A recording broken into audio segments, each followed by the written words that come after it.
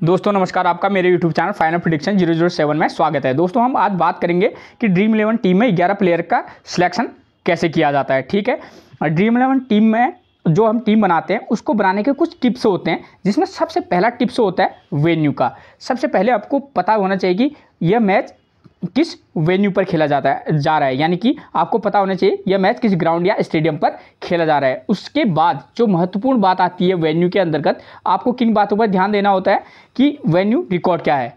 ठीक है, आखिर इस स्टेडियम का रिकॉर्ड क्या रहा है, इस ग्राउंड पर अब तक कितने मैचेस खेले गए हैं। ठीक है, और उनमें बैटिंग फर्स्ट करने वाली टीम कितने बार मुकाबले जीती है और बैटिंग सेकंड करने वाली टीम कितने बार यहाँ अपने मुकाबले जीती है। ठीक है, तो इन रिकॉर्ड के बारे में आपको जानकारी होनी चाहिए। उसके बाद जो महत्वपूर्ण बात होती है वो होता है एवरेज स्कोर। एवरेज स्कोर से आपको पता चल जाता है कि इस ग्राउंड पर स्कोर कितना बन रहा है। ठीक है, ठीक, अगर मान लीजिए वहाँ अगर 280 रन का स्कोर बन रहा है तो उससे आप समझ सकते हैं कि ये जो विकेट है, ठीक है, ये स्टेडियम जो है यहाँ की जो विकेट है वो क्या है, बल्लेबाजी के लिए अनुकूल विकेट है। ठीक है, अगर उस आपको दिखता है कि अगर वहाँ 240 या 230 रन का स्कोर दिख रहा है, ठीक है, एवरेज स्कोर में, तो उससे आपको क्लियर हो जाता है कि हाँ ये कम से कम यहाँ बॉलिंग फ्रेंडली विकेट है। ठीक है, तो दो प्रकार की पिचेज होती है, तो इन छोटी छोटी चीज़ों से जो होता है आपको आइडिया लगाना होता है। ठीक है ना, तो आपको हर चीज़ें क्लियर हो जाती हैं। ठीक है, देखिए दोस्तों, मैं आपको क्लियर करके समझा देता हूँ।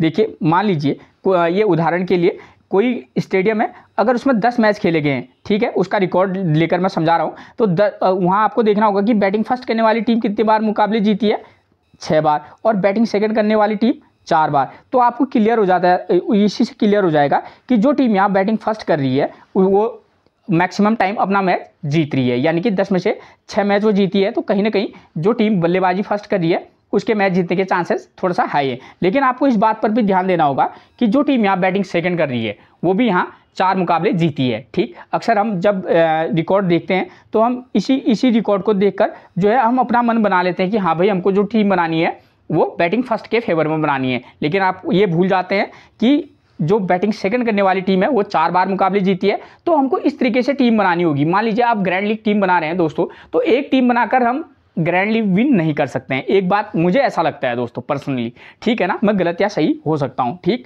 तो उसके लिए क्या है, कम से कम 2-3 टीमें तो कम से कम आपको बनानी पड़ेंगी। ठीक, तो उन अलग अलग टीम बना के एक इस रिकॉर्ड के बेस पर भी बना सकते हैं आप, जिसमें आपको लगता है कि हाँ भाई फर्स्ट इनिंग में जो टीम बल्लेबाजी करेगी वो मैच जीतेगी, तो एक टीम आप उसके फेवर में बना दीजिए। लेकिन अगर 3 टीमें बना रहे हैं तो 2 टीमों को आप बैलेंसिंग बना के चलिए।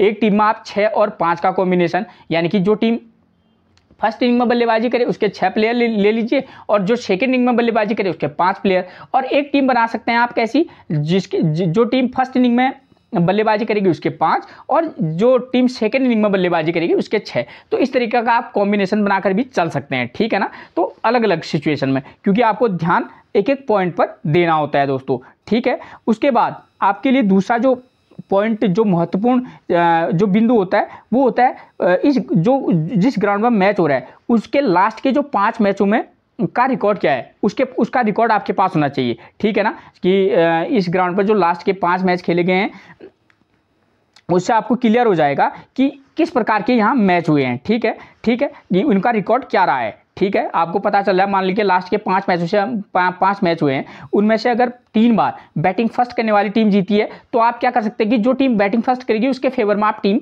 बना सकते हैं। ठीक है, और वही सेम चीज़ आती है। और लास्ट के 5 मैचों में मान लीजिए कि 4 बार बैटिंग फर्स्ट करने वाली टीम मैच जीती है, तो आप बेहिचक फर्स्ट इनिंग में जो भी टीम टॉस जीतने के बाद बल्लेबाजी करे तो आप उसके फेवर में टीम बना सकते हैं। तो इसलिए आपके लिए ये जो रिकॉर्ड होते हैं वो अहम होते हैं। ठीक है, और उससे आपको पता चल जाता है कि जो लास्ट के 5 मैचों से आपको पता चल जाएगा कि आपको इस ग्राउंड पर किस प्रकार के मैच हुए हैं, और इससे आपको टीम बनाने में आसानी हो जाएगी। ठीक है ना, और दोस्तों मैं एक चीज़ और क्लियर कर दूं, हर ग्राउंड में 4 से 5 पिचेज होती हैं। ठीक है ना, और हर पिच का जो व्यवहार होता है वो अलग अलग होता है। ठीक, इसलिए आपको क्या होता है, एक ही ग्राउंड पर आपको अलग अलग स्कोर देखने को मिलता है। ठीक है, मान लीजिए एक उदाहरण के लिए आपको एक ही मान लीजिए कि जैसे ईडन गार्डन का पिच ले लेते हैं, मान लीजिए आप वहाँ पर एक मैच में आपको देखेगा कि इंडिया ने 50 ओवर में 320 रन पर 7 विकेट पर 320 रन बनाए, और एक मैच पर क्या दिखेगा 254 पर इंडिया की टीम के 9 विकेट आउट हो गए।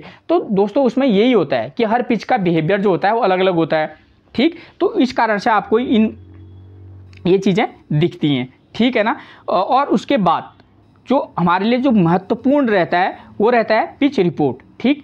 पिच रिपोर्ट से क्या होता है दोस्तों, अगर आपको कभी भी, एक तो पहले पिच रिपोर्ट अगर आपको कभी मिल जाती है पिच रिपोर्ट समय पर आपको किसी के टेलीग्राम से मिले या कहीं से भी आपको मिले, तो आप वहाँ से पिच रिपोर्ट देख सकते हैं। लेकिन बाय चांस आपको नहीं मिल पाती है, तब आप क्या कर सकते हैं, तो उस कंडीशन में कप्तान टॉस जीतने के बाद क्या कर रहा है, पहले बैटिंग कर रहा है या बॉलिंग कर रहा है, उसके डिसीजन को आप अपना आधार बनाकर भी टीम में प्लेयर का सिलेक्शन कर सकते हैं, ठीक है ना। तो उससे ये छोटी छोटी जो ट्रिक्स होती हैं ये बेहद काम की चीज़ें होती हैं, क्योंकि कप्तान जो आपको पिच रिपोर्ट दे सकता है, ठीक है ना, वो कोई नहीं दे सकता, क्योंकि वो उस समय पर क्या होता है पिच पर मौजूद रहता है, उसने पिच को अच्छे से देखा होता है, और जो उसका जो स्पोर्ट्स जो स्टाफ जो होता है वो भी उसके साथ चलता है, तो उसको बहुत कुछ आइडिया हो जाता है कि भाई ये पिच ऐसी लग रही है तो ऐसा हो सकता है, अगर मैं इस पर टॉस जीतने के बाद अगर फर्स्ट इनिंग में वो बल्लेबाजी करूं तो हो सकता है कि मेरे लिए थोड़ा सा आसान रहे, ठीक है ना, मेरी टीम के लिए, ठीक है। तो इसलिए मैंने आपको बोला कि अगर वो टॉस जीतने के बाद पहले बॉलिंग कर रहा है तो इसका मतलब आप सीधे समझ जाइए कि यहाँ टॉस जीतने के बाद फर्स्ट इनिंग में बल्लेबाजी करना थोड़ा सा टफ है और सेकेंड इनिंग में बल्लेबाजी करना आसान है। अगर वो टॉस जीतने के बाद पहले बल्लेबाजी कर रहा है तब उस कंडीशन में आप ये समझ सकते हैं कि फर्स्ट इनिंग में यहाँ बल्लेबाजी करना आसान है और सेकेंड इनिंग में थोड़ा सा टफ है, ठीक है। तो ये चीज़ें जो होती है छोटी छोटी चीज़ें होती हैं जो हमको समझनी पड़ती हैं, ठीक हो गया। अब उसके बाद जहाँ पर हमारा पूरा खेल अटका होता है ड्रीम 11 टीम बनाने का, वो होता है वेन्यू मैचेस। वेन्यू मैचेस का मतलब है कि उस ग्राउंड पर जो मैच खेले गए हैं लास्ट के 2-3 मैच, ठीक है ना, उनका डिटेल में आपको एनालाइज करके आपको पता होना चाहिए। दोस्तों अगर आपको मेरी जानकारी पसंद आ रही है ना, प्लीज़ आप मेरे चैनल को सब्सक्राइब जरूर कर लीजिएगा, ठीक है ना। और मैं हर मैच का जो है आपको प्रिडिक्शन करता हूँ, ठीक है। तो आपको हर मैच का प्रिडिक्शन मेरे चैनल पर मिलेगा। मैं इसी तरीके से प्रिडिक्शन करता हूं, आपके लिए बेहद आसानी होगी। तो इसलिए आप मेरे चैनल को सब्सक्राइब कर लीजिएगा और अपने दोस्तों के साथ शेयर जरूर कर दीजिएगा, ठीक है। दोस्तों उसमें क्या है, अब बात करें अगर हम वेन्यू मैचेस की, वेन्यू मैचेस से आपको क्लियर क्या चीज़ें क्लियर हो जाती हैं। वेन्यू मैच के आधार पर ही हम टीम में प्लेयर का सिलेक्शन करते हैं, क्योंकि वेन्यू मैच से ही पता चलता है कि इस ग्राउंड पर किस प्रकार के मैच होते हैं, ठीक है। इससे हमें पता चल जाएगा कि हमको किस प्रकार की क्या बनानी है, टीम बनानी है। क्योंकि अगर वेन्यू मैच आप देख लेंगे, ठीक है, आपको क्या क्या पता चल जाएगा वेन्यू मैच देखने से, कि यहाँ फर्स्ट इनिंग में स्कोर कितना बन रहा है और स्कोर करने वाले बल्लेबाजों का नंबर क्या है, टॉप ऑर्डर का बल्लेबाज, ओपनर बल्लेबाज स्कोर कर रहे हैं या मिडिल ऑर्डर के बल्लेबाज स्कोर कर रहे हैं या थोड़ा सा पीछे के बल्लेबाज स्कोर कर रहे हैं, उसे ये क्लियर हो जाएगा वेन्यू मैचेस से।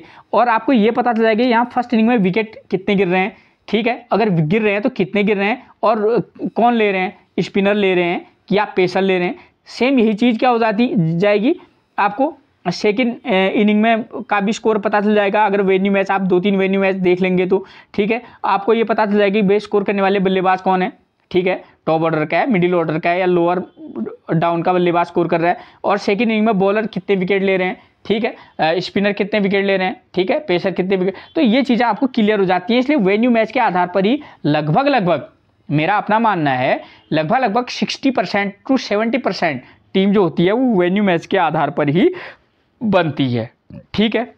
उसके बाद दोस्तों वेन्यू मैच से हमको और भी क्या क्या चीज़ों का पता चलता है, उससे हम क्या पता कर सकते हैं कि हमको अपनी टीम में जो है कैप्टन किसको बनाना है, वाइस कैप्टन किसको बनाना है, ठीक है, अगर बॉलर्स को बनाना है या बैट्समैन को बनाना है या ऑलराउंडर को बनाना है, ठीक है। तो ये चीज़ें हमको क्लियर हो जाती हैं। अब ठीक जरूरी तो ये नहीं कि बल्लेबाज ही कोई कैप्टन बनाएंगे हम, ठीक है ना, बॉलर्स को भी हम कैप्टनसी दे सकते हैं। और हो सकता है तो अगर पिच उस लायक है कि जहाँ ऊपर के बल्लेबाज आउट हो रहे हैं तो हम चाहेंगे तो नंबर 3 या 4 पर कोई ऑलराउंडर अगर अच्छा खेलता है तो हम ऑलराउंडर को भी कैप्टनसी या वाइस कैप्टनसी दे सकते हैं। और उससे ज़्यादा महत्वपूर्ण बात रहती है कि किस इनिंग के बैट्समैन को कैप्टनसी और वाइस कैप्टनसी देनी है, ठीक है। फर्स्ट इनिंग के बल्लेबाज को कैप्टनसी वाइस कैप्टनसी देनी है, सेकेंड इनिंग के देनी है, ठीक है, या सेम वही चीज़ फर्स्ट इनिंग के बॉलर को देनी है, सेकेंड इनिंग के बॉलर को। तो ये चीज़ें आपको सारी की सारी क्या हो जाती हैं वेन्यू मैचेस से पता चल जाती हैं। इसलिए वेन्यू मैचेस का जो होता है टीम बनाने में बेहद अहम रोल होता है। उसके बाद वेन्यू मैच के आधार पर ही हम टीम में रिस्की पिक्स का क्या करते हैं, सिलेक्शन करते हैं। दोस्तों आपने देखा होगा एकाध जो प्लेयर होते हैं वो हमसे ड्रॉप हो जाते हैं, ठीक है। तो वो प्लेयर ड्रॉप ना हो इसलिए आपको वेन्यू मैच समझना होगा। क्या होता है कि कभी कभी हम 6-7 नंबर के प्लेयर को या 7 या 8 नंबर के प्लेयर को छोड़ देते हैं, ठीक है। तो ठीक है, अगर बैटिंग पिच है तो तब तो 7 नंबर के जो बैट्समैन है उसका तो कोई काम नहीं उतना, लेकिन अगर बॉलिंग पिच है या बैलेंसिंग ट्रैक है तो क्या हम उस कंडीशन में उसको सिलेक्ट कर सकते हैं? तो वही रिस्की पिक है, वही रिस्की पिक है। या रिस्की पिक उस प्लेयर को लेते हैं टीम में जो फर्स्ट एक जो नया प्लेयर हो और 3 या 4 नंबर पर बल्लेबाजी कर रहा हो और पिच बैटिंग हो, ठीक है। तो उस कंडीशन में थोड़ा सा उसको रिस्की पिक के तौर पर हम ले सकते हैं, ठीक है। अगर आप वेन्यू मैच समझ जाएंगे तो आपको खुद ही पता चल जाएगा कि भाई आपको किस प्लेयर को टीम में लेना है। इसलिए मैंने आपको बताया कि मैं हर मैच का सिलेक्शन वो क्या करता हूँ, प्रिडिक्शन करता हूँ। तो आप प्लीज़ आप मेरे चैनल को सब्सक्राइब जरूर कर लीजिएगा, ठीक हो गया। अब की पॉइंट्स की बात करूंगा मैं, ठीक है। इसके बाद वीडियो खत्म ही होने वाली है। बस ये की पॉइंट्स में आपको क्या क्या पता चलेगा कि जो दो टीमों के बीच मैच खेला जा रहा है ना, वो कौन कौन सी टीमें हैं, ठीक है। जैसे इंडिया ऑस्ट्रेलिया है या इंडिया नीदरलैंड है, तो अगर स्ट्रॉन्ग टीमें हैं तब थोड़ा सा टीम अलग तरीके से बनाएंगे आप, और कमज़ोर टीम है तब टीम थोड़ी सी अलग बनेगी, ठीक है। उनमें भी आपको किन किन बातों पर ध्यान देना होगा कि दोनों टीमों के प्लेयर की फॉर्म क्या है, ठीक है। दो टीमों के बीच मुकाबला खेला जा रहा है, उन दोनों टीमों के प्लेयर्स की फॉर्म क्या है, खासतौर पर उन दोनों टीमों के ओपनर बॉलर्स और जो टीम बल्लेबाजी करेगी उसके ओपनर बैट्समैन की फॉर्म क्या है, ठीक है। उस पर भी ध्यान देना होता है। क्यों? ये एक महत्वपूर्ण बिंदु होता है दोस्तों, ठीक है ना। अगर मान लीजिए एक कंडीशन बता रहा हूँ आपको, यहाँ से मान लीजिए न्यूजीलैंड के 2 ओपनर बॉलर हैं, वो भी अच्छे फॉर्म में, इंडिया के दोनों ओपनर रोहित शर्मा और शुभमन गिल क्या हैं, वो भी अच्छी फॉर्म में हैं। तो उस कंडीशन में आप क्या कीजिएगा, आप पिच देखिएगा कि भाई पिच ठीक है, अगर क्या है, अगर पिच ठीक है और दोनों ओपनर यहाँ से भी अच्छे फॉर्म में है, बॉलर भी अच्छे फॉर्म में है, तो उस कंडीशन में आप चाहें तो दोनों को पिक करके चल सकते हैं, ठीक है। मान लीजिए कि बॉलर की फॉर्म अच्छी नहीं है, बैट्समैन की अच्छी है, तो आप 2 बैट्समैनों को के साथ जा सकते हैं, ठीक है। आपको हमेशा ये देखना होगा कि भाई पिच कैसी है। पिच अगर बॉलर्स के लिए सूटेबल है, ठीक है, और बल्लेबाज ठीक ठाक फॉर्म में है तो आप ड्रॉप करके भी चल सकते हैं, और अच्छी फॉर्म में है तो पिक जरूर कीजिएगा, ठीक है ना। तो ये कई चीज़ें होती हैं जिसको आपको एक एक चीज़ करके देखना होता है, उसके आधार पर आप धीरे धीरे टीम में प्लेयर का सिलेक्शन करते हैं, ठीक है। और क्या होता है, किसी भी प्लेयर की जो आपको उसका फॉर्म जो होता है और पूरी रिकॉर्ड की जानकारी जो होती है प्लेइंग 11 से पता चल जाती है कि भाई रोहित शर्मा ने इतने पिछले 4-5 मैचों में स्कोर किए हैं, और उनको इस बॉलर के साथ क्या होती है, दिक्कत होती है, लेफ्ट आर्म या जो भी है, ठीक है। और लास्ट मैच में इस स्पिनर ने या पेसर ने आउट किया था, तो आपको उसका सारा जो रिकॉर्ड है वो प्लेइंग 11 से आपको पता चल जाएगा, ठीक है दोस्तों। अगर आपको मेरी जानकारी अच्छी लगी तो प्लीज़ मेरे चैनल को सब्सक्राइब जरूर कर दीजिएगा और अपने दोस्तों के साथ शेयर जरूर कर दीजिएगा। फिर मिलेंगे आपसे। नमस्कार दोस्तों।